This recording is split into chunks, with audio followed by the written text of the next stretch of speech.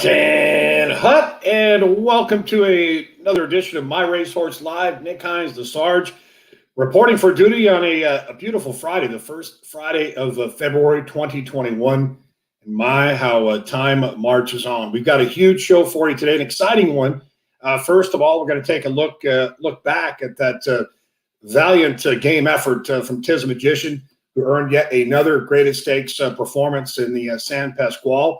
We're also going to preview Moonlight to Oro, Dispatch to Even Money in tomorrow's Grade 3 Las Virgenes, which will be a huge stepping stone toward that run the last Friday in April. Believe it or not, the Kentucky Oaks, of course, intermediary with the Santa Anita Oaks.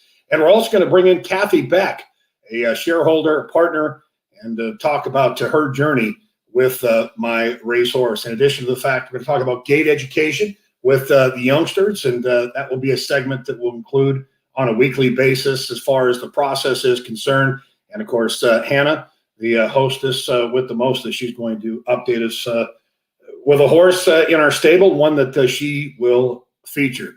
On that note, let's welcome in the team. Our operations manager, Joe Mishak, of course, our gentleman, Joe Moran, California West Coast racing manager, and all things social, Hannah. Blessed Friday to you all.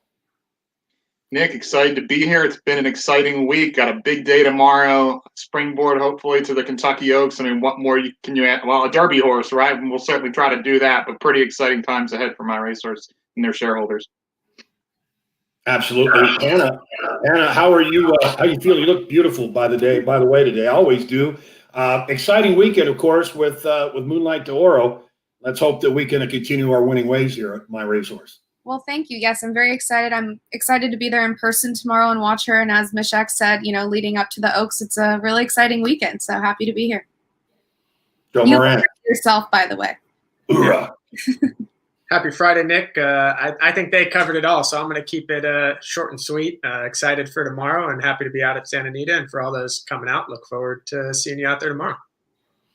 Yeah, absolutely. And just a reminder that tomorrow, first post at 12 p.m., 10 race card, and a multitude of graded stakes on that card. So be sure to get locked in, and Hannah will keep you updated on the live program that we'll provide for you as far as the race stream for Moonlight to Oro. All right, well, let's take a look back at last weekend as a Tizamagician, essentially kind of graduating, if you will, through the stakes ranks, gentlemen, in that Grade 2 San Pasquale. Drew the inside. King Guillermo shipped in from the East Coast, but he certainly earning his career best Beyer speed figure. He took it to another level. Joe Mishak, what were your initial reaction in watching this particular race? Yeah, I was really pleased with his stakes debut here. We knew he'd need to make a big jump, if he was going to be competitive in here and win the race. And he did take a big step forward, earned a career best 95 Beyer speed figure. Unfortunately, Express Train, you see the number 4 horse there. It got kind of a nice stalking trip. And Tizamagician did all the work on the front end, got pressed by our good friend, old pal Zestful. And, a key factor in here that, I'm looking forward to his next race to see how it kind of plays out is took a lot of rain the day before, right? So obviously they had to seal the track, and it's, tends to, Nick, you could probably speak a little bit more to it, but, deep tiring track. So I think he got a lot out of this race. He certainly progressed, certainly encouraged with what we saw. And I just think you keep moving forward and hope that he keeps taking the steps necessary to get him to graded stakes winner moniker. Well, again, for a horse that to this stage, the game has had 14 starts, 3 wins, 6 seconds. Joe Moran, as you watched this race there in person, what was your take as far as at this juncture in the race? I mean, there was a chance that he could win, but the Express Train, as we talked on last week's show, we felt that potentially that could be his bust-out performance, and indeed he came to play. Yeah, no, absolutely. And I think one of the most impressive parts for me, if we show that clip back when they hit the top of the stretch, Zestful ends up coming by him and passing him. My favorite thing was to see him come back and fight on. He easily could have thrown in the towel. These are good horses. And to see him fight on the way he did, I thought was most impressive. Same thing, Idol came running. Idol's a nice horse who's already proven at the graded stakes level, and to at least hold him off for third was a very productive performance from him. And when you look at numbers, looking through the program thorough manager that we use, he kind of follows each win that he's had from the A other than condition at Del Mar. He kind of regressed a little bit from a number standpoint, came back with a big effort. While he still ran big in this race, he kind of regressed slightly on that number scale. So he's kind of got that big performance, good performance, big performance, good performance pattern coming. So hopefully the next race is going to be the big one. And, if it comes in the big cap, we won't be complaining.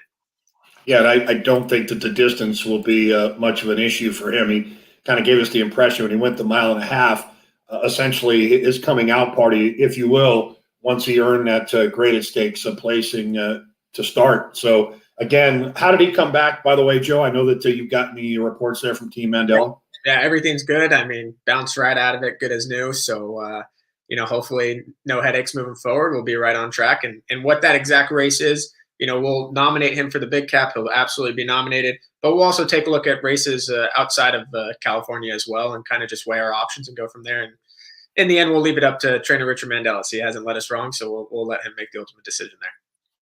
Yeah, I would imagine that, again, the Sanity Handicap will probably entertain the idea of a few others that will ship from the East, although King Guillermo. The one thing that I've found, I think both Joe and Joe, you may agree, this is a very difficult track to just ship into. I think that you need to have somewhat of a home court advantage or at least having a workout over the racetrack. So the fact we're able to run out of our own stall and that Sanity Handicap is in our own backyard, I think bodes well for our chances on upward. And I love the fact that not getting too far ahead of ourselves, but at the end of the year, the Breeders' Cup's at Del Mar. So hopefully we can keep the tires inflated and continue to march on.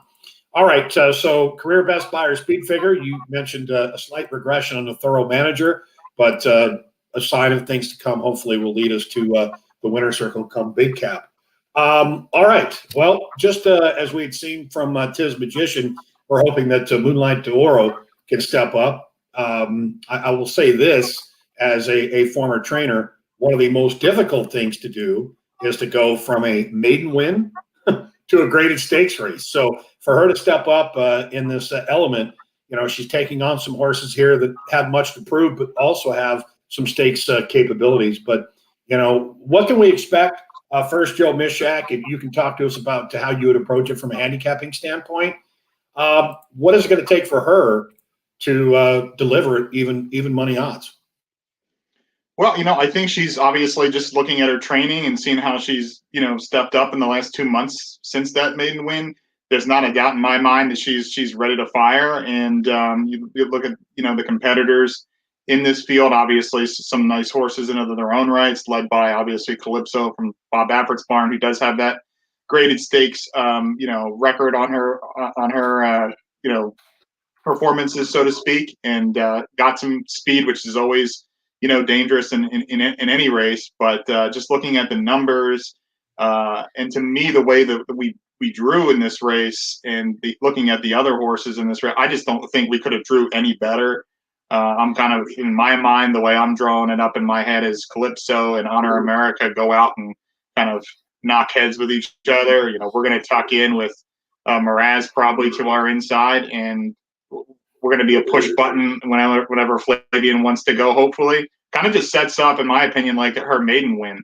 And anytime you kind of visualize that, see it on paper, it kind of gets you really excited if you're not excited enough already. So take a look at her workout here. I know that Motown Music, an older quote-unquote horse, or essentially a horse that was brought in from Kentucky by way of Mark Glatt. This horse ran a huge number in his state, his local debut. This workout wasn't a designed tandem drill, but what can you take from this? Looks more as if it were a maintenance move for her. Yeah, no, absolutely. And like we kind of touched on our Wednesday work show, her two big works came previously when she went 3/4 and 5/8 the 2 weeks before. And those are really the game time drills. This was more of a maintenance drill. You see having that target in front of her, she got a little keen when they went into the turn originally, but she settled down the lane. Janine Painter, the exercise rider, came back to Richard Mandela and said she was loaded down the lane. And you can see her hands aren't moving. She's just letting the horse do everything she wants. And that's all we could ask for. So coming into the race well. Well, it's interesting to note that in this particular race, the horse that finished 16 lengths behind her. Mraz has been dispatched as the co-second choice for trainer Mike McCarthy. On a side note, he had won this race back in 2007 with rags to riches when filling in for his boss at the time, and Todd Pletcher. Calypso, battle test, grade 2 winner. Brilliant cut coming out of that same race to Santa Ynez, having finished third. Papa Mandela has won the Las Virgenes twice, more recently with Beholder in 2013. So with the lineup, as it may, even money, from a gambling perspective, when you look at this race, Joe Mishak, how do you approach it? To me, it's very simple. I think we're a clear cut, and I'm sticking with it. And in all reality, I'd probably start looking at pick 4s and pick 5s too, with using Moonlight as a single to make a little bit of money. Like last week, 5-horse field, kind of difficult to make a big return in a 5-horse field unless you're a big price, which in this case we're clearly not. So I just decided to keep it simple, go Moonlight over the improving Mraz, who obviously, based off of that first race against us, has came back and won almost in the same realm by that significant margin. So she's constantly improving.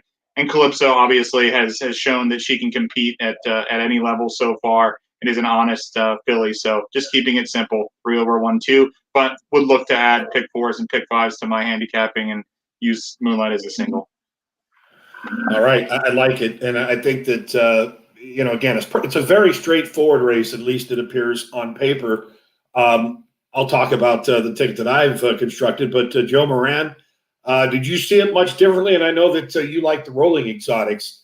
What did you do here? I think you went horizontally. Yeah, just trying to create value. I same thing when Tizamagician's race last week. I just played the win bet. I know we're not going to get a price on Moonlight Oro, so I went the daily double route. I do think we can get some value in the race prior. It's a maiden special weight going 1 1/8 on the turf. A Richard Mandela horse is likely going to get most of the money in that race, and I'm going to try to beat. I think there's a Neil Drysdale horse, Miss Peaky Blinder, who's at 5-1 morning line. 2 back ran a very good second over the surface. The winner of that race came back to run 3rd in the Jimmy Durante, then won the Blue Northern. So I think that's a live race. Though she didn't bounce back with a big effort out, I think she's going to return with a good effort tomorrow. And then I'll also take a shot with the first-time import from Europe in Cider Apple for the Jeff Mullins barn, 4-1 morning line. So try to create some value in that race and then look for Moonlight as a single and take our value in the race prior. Yeah, I've always found that when you set up a double, for example, in this case, where you've gone from the prior race to her, knowing that she's likely, I mean, Gemma, would you agree that Moonlight Oro will probably be no greater than 7-5 in this case, or do you think she'll be less than even money? I think she'll be less. All right. Well, you can consider that perhaps even the My Racehorse effect, as you will. All right. Well, that certainly sets us up for tomorrow. For me, what I decided to go with here was just a straight-up cold exacta. I do think that the Mraz is legit. The works prior to her debut were reportedly splendid. She has continued to train forwardly in the AM.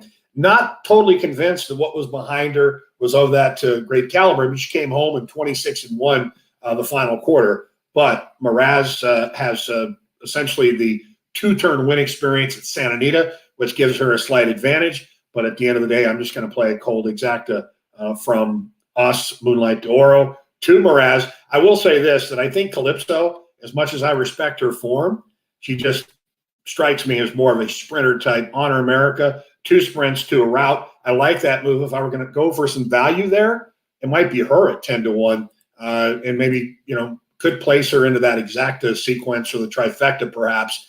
Not a big fan of Brilliant Cut at this distance. So I think the biggest vulnerability as far as short numbers are concerned has to be Calypso in my mind. Just having watched her race and her movement, and take nothing away from Hall of Fame trainer Bob Baffert, I'm sure he'll have her ready, locked and loaded to compete. All right. Well, thank you, Joe. And Joe, greatly appreciate your insight there. Moonlight Oro. Reminder, post time 1 Pacific, approximately 4 for those in the East, and 3 o'clock Central.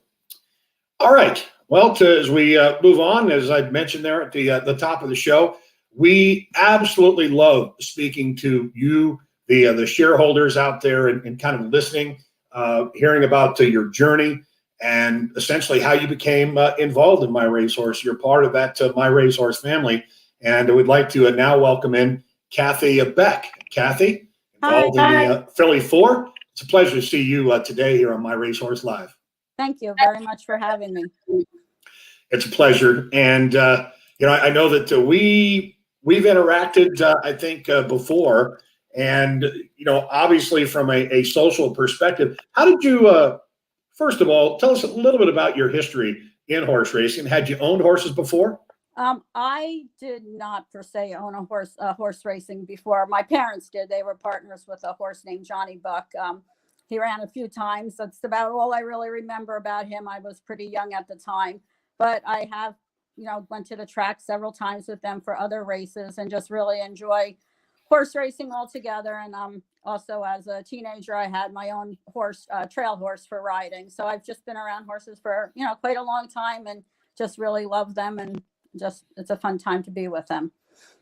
Well, as you jumped into the swing of things with My Racehorse, obviously the Philly 4, Yes. that particular bundle. What attracted you about the Philly 4? And as things evolved, what was your expectation, your anticipation, and have your dreams become a reality quite yet, or are they slowly progressing in your mind? Oh boy, that's a good question. I have lots of answers for that one.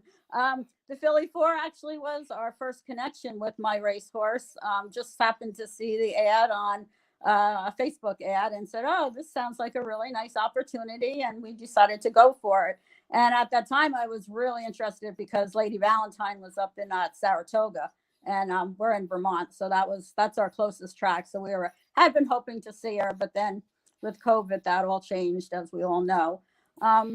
So our journey has just really continued. The next thing that came about was Authentic, and again, Authentic has taken everyone on an incredible journey of a lifetime. And from that journey, we have just met so many more people and experienced so much more and have some great friendships. Some of my highlights with My Racehorse have been the Bourbon with Bob Baffert dinner. Desiree's Breeders' Cup watch party was just exceptional. We had so much fun at that. We were able to go on some tours with Silver Springs and Claiborne. And then another big connection that's come out of My Racehorse, again, is with Desiree. And we were able to take part in a small partnership with her on a gray racing filly that's currently in training right now. And yes, Joe, I found my gray. Just wanted you to let you know that. So that's really about it. We just really love being with My Racehorse. We look at it, my husband and I look at it, that it's a stable. And you walk into that stable and you open up a stall, and every stall just seems to have a new opportunity and a new experience for us all. And it's just been really great. We're just really having a really good time with this and enjoying all of our connections. So, needless to say, your My Racehorse experience has been a winning one, correct? Oh, it's been a winning one in so many ways. I have nothing negative to say at all. Everything is always positive. I just adore all the groups that we're on, and again, just meeting everyone that we're seeing and joining. It's just been it's a good thing for us. It's a nice thing to have in our so-called retirement, and we're just really have something to look forward to every day. And My Racehorse really provides a lot of that for us. Shout out to our good friend Desiree. She is tuning in. Absolutely doing fantastic. And Tom Swoboda in Las Vegas. Salute to my hometown. Thanks for tuning in to My Racehorse Live on this Friday, the first Friday of February. And Kathy, tomorrow is obviously another stepping stone. My father used to always say, when we wouldn't win a race, that race was 100 years ago. Then there's the old saying, as I had said on last week's show, you're only as good as your last race. But for me personally, you're only as good as your next race. So what's your vibe with Moonlight d'Oro and tomorrow's Las Virgenes?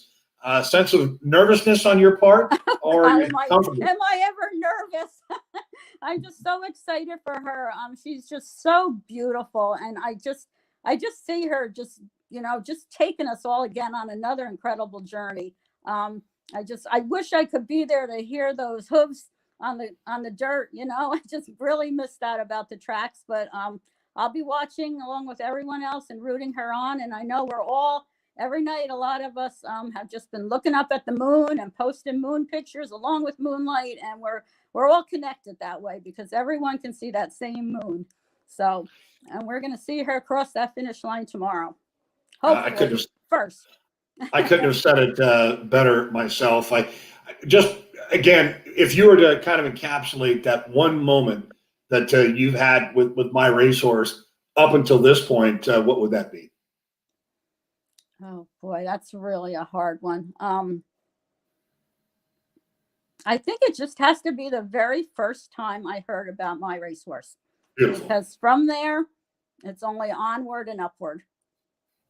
Well, Kathy, I want to say thank you for coming on today. And Thank I know that, with our previous guests, and I'm sure even on your part, there's a sense of nervousness, but I can tell you, yeah, you're a natural. And thank you. And on behalf of all of us at My Racehorse, we appreciate your support, your candor.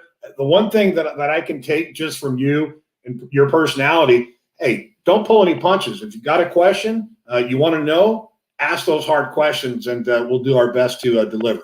Okay, well, there are two things that I'd like to add if I could. One would be if you can do a session on terminology, because I know there's a lot of things that come up and a lot of words, and I always have to keep going and looking this one up and looking that one up. So that would be really great. I would enjoy a presentation on that to see something like that.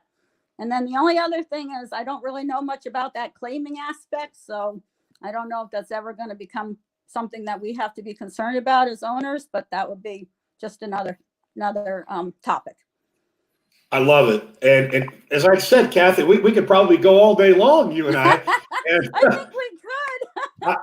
I thank you for that. And we thank you. We thank you for that. So, hey, let's get to the Charm Circle tomorrow with Moonlight to Oro, and hopefully another small step in the big picture for this young developing filly. Yes, thank you. Good luck, everybody. Hoorah. All right, Kathy Beck, boy, she was simply awesome. Thank you, Kathy, for coming on today. My Racehorse Live. Hey, if you are a shareholder, you've been a partner, you've been involved in the journey, you want to come on the show, don't be bashful. We promise I won't bite you. All right, moving on. Once again, thank you, Kathy Beck. All right, we were talking, and it's interesting that she touched on terminology as I bring back in Joe Moran, Joe Mishak. But, we had this production meeting earlier this week, and, there's this process that we talk about with horses, and whether it be horses that we acquisition at a 2-year-old training sale, yearlings, and, just even horses with race experience. But while a lot of us see horses on race day, there's a lot that happens before that process to get them ready for a race. One key part is the gait education. So I'm going to go to Joe Mishak. And I know, Joe, that you were down in Ocala recently and saw it firsthand. Tell us about the gait schooling process and how it works. Yeah, I think it's repetition, right? So this was actually at Silver Springs in Lexington right before they all got sent down to Ocala. And this is just another step of the familiarization process. They're going to be going speed work. They're going to be through the gate. This is all things they're going to be asked to do the rest of their racing career, hopefully, right? So as I was thinking about this topic today, I'm thinking we got a pretty big football game coming up this Sunday, right? So I'm going to use the analogy of, a field goal kicker. We're not just going to put them on the sideline and let them kick into the net, right? We want during the week, we want to do some live rush practices, right? We want to put them in game simulation drills. We want to, we want to get them used to what it's going to feel like, because every race they're going to have to go through this. So the more they're familiar with it, the more they can, feel the sensation of being in a confined spot for that limited period of time, the better off they are. And some take to it naturally. I think this could be Athenian beauty here, the Connect cult. It looks like, Kevin Doltemeyer, the farm trainer's in there, and you kind of had to coax them a little bit, right? And kind of get them going and get familiar with it. And then, I think one of the other other pieces we had are Looking at Lucky Colt. And, you know, he just kind of, boom, was in and was out. It was kind of natural to him. So they're all different. They're all kind of, there he goes, just boom, right in, right out. And, you know, so it's a fun process just to see how they're all kind of taking it. And obviously what happens today, we hope happens down the line when they get to the races. But as we all know, whether it's with drills in the morning or gate work, it's totally different ball game when game day happens. So this is what we're just trying to simulate. Yeah, it's really, really neat to see the process. It's almost as if it's you know, kind of a follow the leader, and you know, even seeing the Looking at Lucky go through, and the other ones kind of threw their ears up to say, oh, okay, this is what we're supposed to do. All right, so that Silver Spring, Kevin Noltemeyer, again, appreciate some insight there, and of course the gate. And this is part of that process with these youngsters, and all the way up until the point in which they race, and even in between races. So Joe Moran. Let's talk about Naismith, for example. We've had our work show on Wednesday, and he's had, I think, 4 of his last 5 workouts have been from the starting gate. Yeah. And more recently, it was a quarter pop out half, in which I think you got him in 48 change. So what goes through the mind of a trainer once they've come to the racetrack, and what would be that process for a trainer at the track? Yeah, well, first off, I'll say I think every trainer's mindset is different of how they handle this. In the mind of Richard Mandela, just from seeing him, I tell people he uses the gate schooling, he uses paddock schooling a ton just to get these horses so comfortable that when they get there on race day that it's supernatural. Naismith, the horse that's getting ready to debut, he wants on race day, it's like he's been in there multiple times, and he has. And he's a horse that even from the first time when that gate was hand opened, he shot out of there pretty quickly. And it was a work that trainer Richard Mandela told his riders, you don't have to necessarily go from the gate. You can gallop it and go after the gate opens. And both horses shot right out of there. So it's something that he always does. Even Moonlight Doro, for example, a horse that's run 3 times, has not really had any issues in the gate. When you saw that gate at Silver Springs, that was a shorter, only about 3 stalls. They have something very similar at Santa Anita. A lot of his horses, when they get to the track, before either when they first get on or when they're leaving the track, he'll let them stand in there, just get them comfortable. Make sure every time they get in that gate, they're not stressed, they're not worried, and they're comfortable in there. Yeah, again, it's kind of a, you know, Joe Mishak alluded to the fact of repetition, and you know, there can get to the point where you kind of over introduce that in itself. But it is interesting to note, say for example, one of our own trainers in Hall of Fame trainer Bob Baffert had been a quarter horse trainer to begin. And you might note that Bob Baffert has proven time and time again his horse is so adept at getting out of the starting blocks. But I think the idea is that the small space that's involved there, if you look at the starting gate, it's not big and broad. And essentially, I've always talked about the height of the starting gate, you know, even at the big racetracks, how, you know, there have been riders when a horse reared up, there's very little wiggle room in there. And then, of course, you have the blanket pad that they would put on horses to kind of make them feel comfortable and feel that weight on their back so that when they get into the starting gate, they're not skittish and try and revolt backwards. So great. I enjoyed that insight there, gentlemen. All right, we'll have more, of course, going forward as far as the process, if it will. And I think we're at some point even going to talk about a little bit of equipment with horses as an informative. All right, moving on, I'd like to also give a shout out to Eric, Donna, Milani, Dawn down in Florida tuning in as well. Appreciate you being part of My Racehorse Live on this Friday. All right, turning the page. Joe Moran, you had actually taken a little bit of a farm visit, I believe a couple of days ago, and visited Collusion Illusion, getting a little bit of R&R. How is he? He's doing great. Right now, it's very simple. He's just kind of relaxing more than anything. So each day, you'll see a video of him grazing here. He's definitely enjoying life. So he's on stall rest for most of the day. He'll sleep in his stall, wake up in his stall, have his morning breakfast. Then he'll get out, get about 15 to 20 minutes of hand walking. Then he'll go out and graze for another 20 minutes. And his handler and groom here, you know, kind of takes him around the whole farm. It's kind of a cool setup in Bradbury. A lot of houses around, but the way the property's set up, they got a few little grass areas just to hang out. He goes here. He went into some of the outside pastures. and just strolled around the whole complex. And you could see he was so relaxed and just enjoying himself. And it's very been something that I'm a huge proponent on, letting these horses just kind of get their mind away from the track, be a horse again. And then when they come back, you know, they're feeling refreshed. And that's what I think this break was more than anything. And he's enjoying life. So then in the afternoon, after he's done grazing, he'll go in an outside corral, get to hang out, get some sunshine, be able to move his legs around, and he'll get a little afternoon snack around there as well. You know, when you take into consideration, as we've discussed in these shows, that, you know, this is a 365 a day a year season, and we get into a position where you give horses time off because you have to, not because it's the right thing. So, you know, I'd like to applaud our trainer, Mark Glatt, and of course our management team for having that understanding. And then when you look at the big picture this year with where the Breeders' Cup is, being at Del Mar, knowing that he's a Grade 1 winner over the Del Mar surface, it really does make sense in all sort of sense at the end of the day. Would you agree? Yeah, no, absolutely. It's just really something. And a quick little horse that always brings me back to this whole segment of what we're talking about, the horse and getting a break from the track. I believe the horse's name was Totally Bossed by Susan and Jim Hill, and a horse that took a little while to have success. And then he rattled off this big streak, and they related it all to after each and every race. They brought him back to the farm. They let him cool out, get out into a paddock. They would train him a little bit at the farm before he was getting closer to a race, then bring him back to the track.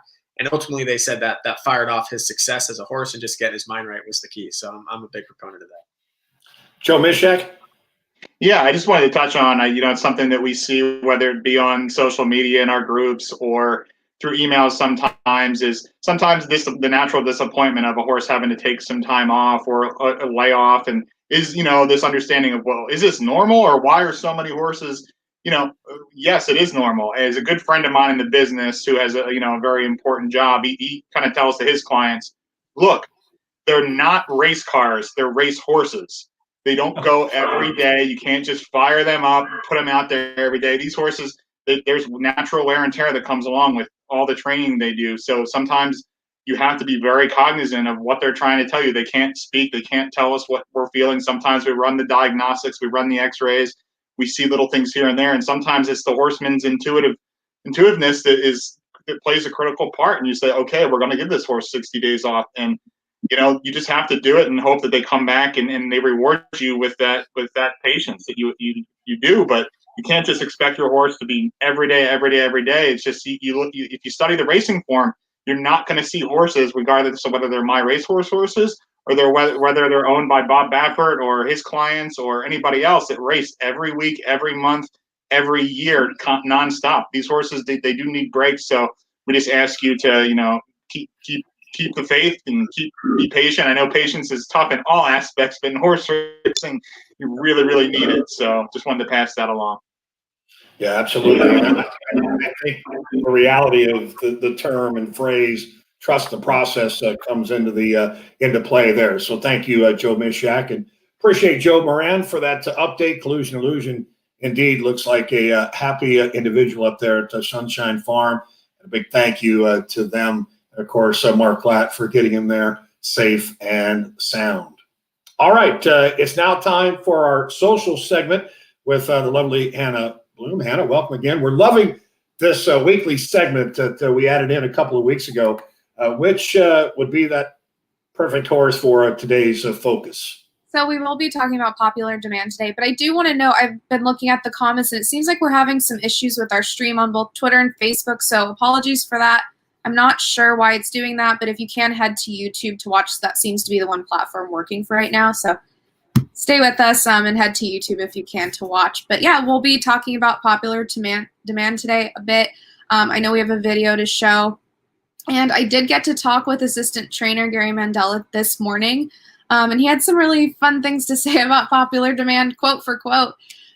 He did say that he is a tough-minded colt, a bit of a bully, to be honest. And so I thought that was kind of funny to hear, you know, something we do, I think, like to hear, just because that shows he's tough, and he's, you know, on the track one day, he's going to show that toughness. And so we like to see that. Right now, you can see him on the backside in this video, looking great. And as of right now, I know he has been galloping a bit, and once Hall of Fame trainer Richard Mandella sees him fit, he'll then start breezing as well. So it's nice to see him progressing slowly. And like I said, that word bully was just kind of funny to hear from Gary Mandella, but it sounds like he's just a little tough on the backside, maybe a little meaner, but kind of like to hear that for a colt. He'll show it on the track. Well, also a positive that over the course of the last couple of weeks, the sire Run Happy has had 3 maiden special weight winners from Fairgrounds to Aqueduct to Sam Houston. So, perhaps the time that he's been given to, just kind of fill in. He's kind of a big boy. Looks like a, big, lovable kind of horse. So I'm sure he'll look that much more lovable once he gets to the winner's circle, right? Yeah, makes sense. He's maybe a little more of a bully if he's that big. I don't know. That word just killed me when I was talking with Gary Mandella. It just was really funny to hear. I appreciate all the comments about trainer talk. For those of you that didn't see it, it is on YouTube and all of our social channels, and I did get to talk to Gary Mandella about all of our horses, so check that out. But I'm appreciating everyone enjoying those segments, so more to come. All right. Well, Hannah, just remind the folks tomorrow where they can get tuned in, locked in for the Grade 3 Las Virgenes. A reminder, post time for race number 1. It's a 10-race card, which includes 4 graded stakes out there at Santa Anita, the great race place. First post, 12 o'clock, Moonlight de Oro will kick off at approximately 1:03 Pacific, 4:03 for the Easterners, 3:03 in the Central. Where can they find the race? So we will be having our watch party live streaming the race in the paddock. So tune into Facebook, Twitter, and YouTube tomorrow if you can see the live stream. And I will be going live before also in the day. So stay tuned because I will be on site. All right, ladies and gentlemen, thank you for tuning in here on this My Racehorse Live Friday. That's going to conclude another great episode of it was a wonderful show, which included a great guest in Kathy, shareholder in Moonlight de Oro, going postward tomorrow. On behalf of producing behind the scenes, Adam McGrath, salute to you, sir, the lovely Hannah, and Joe Mishak, Joe Moran. Truly has been a great one. Well, I look forward to seeing you next time, hopefully, in the winner's circle tomorrow at Santa Anita. Have a great